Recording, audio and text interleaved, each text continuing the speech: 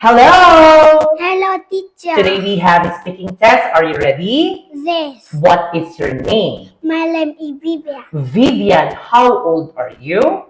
I'm 5 years old. Okay, so Lily is at the garden, Vivian. What are they?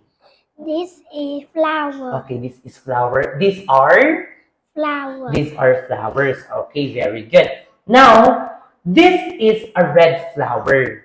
Vivian, right? Where is the orange flower? Orange flower. Okay, very good. Now, what color is the flower?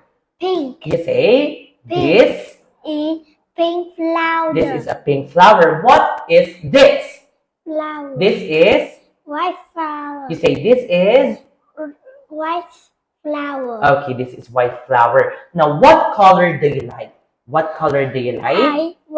I like pink flower. Okay, now let's proceed for this one. Where is the head? Can you stand up and point to me? Where is the head?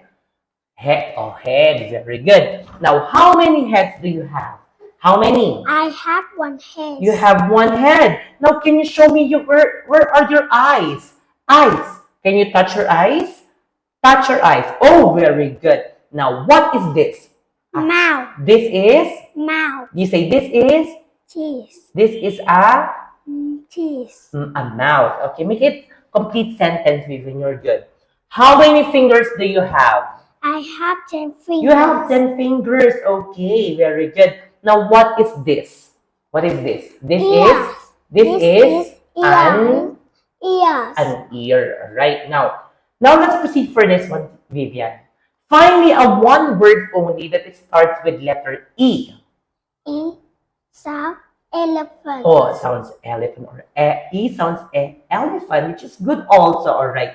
Now, what is this? Fish. You say this is? This is fish. This is a?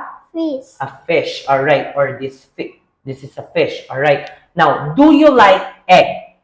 Yes, we are. No? Do you like egg? You say? Yes, I do. Okay, so now let's proceed for this one. All right. Which animal can swim? An elephant or a fish? Which animal can swim? A fish. Okay, so the farm starts with letter F or letter A?